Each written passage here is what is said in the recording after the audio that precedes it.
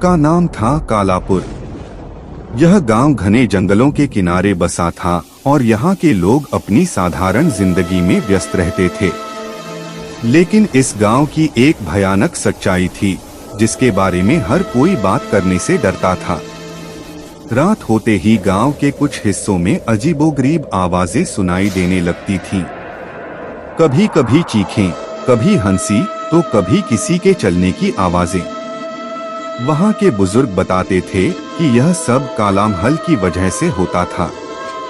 कालामहल एक पुरानी हवेली थी जो गांव के पश्चिमी किनारे पर स्थित थी।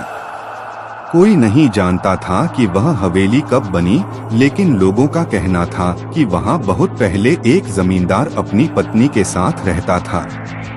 किसी अज्ञात कारण से जमींदार और उसकी पत्नी की दर्दनाक मौत हो गई थी और तब से उस हवेली को भूतिया माना जाता था। रवि एक नौजवान लड़का जो हाल ही में शहर से गांव आया था, इन बातों को महज अंधविश्वास मानता था। वह साहसी और जिज्ञासु था।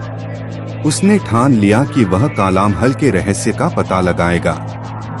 एक रात जब पूरा गांव सो चुका था, रवि ने अपने दोस्त निखिल के साथ कालामहल जाने की योजना बनाई। रात के 12 बजे दोनों दोस्त टॉर्च और मोबाइल लेकर हवेली की ओर चल पड़े। रास्ते में दोनों को अजीब सी ठंडी हवा महसूस हो रही थी। जैसे जैसे वे हवेली के करीब पहुंचते गए, हवा और ठंडी होती गई। कालामहल की दीवारें काले पत्थरों से बनी थीं और उस पर काई जम चुकी थी। दरवाजे जंग लगे हुए थे और खिड़कियां टूटी हुई थीं। हवेली के अंदर घुसते ही एक अजीब सी बदबू ने उनका स्वागत किया। रवि ने निखिल की ओर देखा, उसका चेहरा सफेद पड़ चुका था। लेकिन रवि ने उसे समझाया कि यह सिर्फ डर की वजह से है। दोनों ने हवेली के अंदर की खोज शुरू की। कमरे बिखरे हुए थे, दीवारों पर अजीब चित्र बने थे। तभी अचानक एक कमरे में उन्हें किसी के कदमों की आवाज सुनाई दी। रवि ने सोचा कि शायद यह उसका वहम है, लेकिन निखिल की घबराई आंखों ने उसे यकीन दिलाया कि यह वास्तविक है।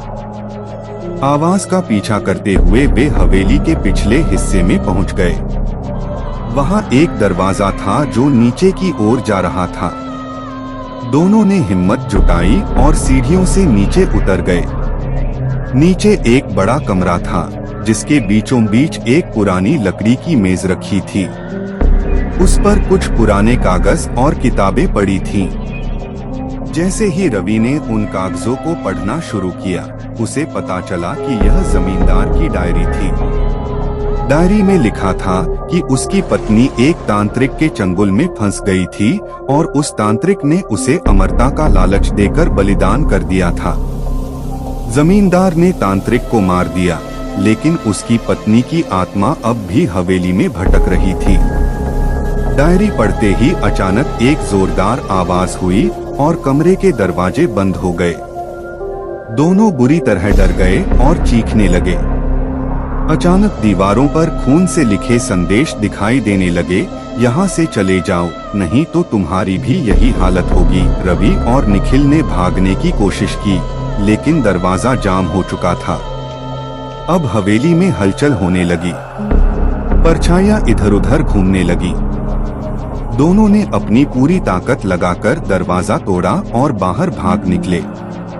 गांव लौटने के बाद दोनों बुरी तरह बीमार पड़ गए। निखिल की हालत तो इतनी खराब हो गई कि वह बिस्तर से उठ भी नहीं पाया। रवि ने जब गांव के बुजुर्गों से मदद मांगी तो उन्होंने कहा कि उसे तांत्रिक की आत्मा ने शापित कर दिया है। रवि ने बहुत कोशिश की, लेकिन निखिल की हालत सुधरने के बजाय बिगड़ती गई। आखिरकार एक दिन निखिल ने दम तोड़ दिया। रवि ने गांव छोड़ दिया और फिर कभी वापस नहीं आया।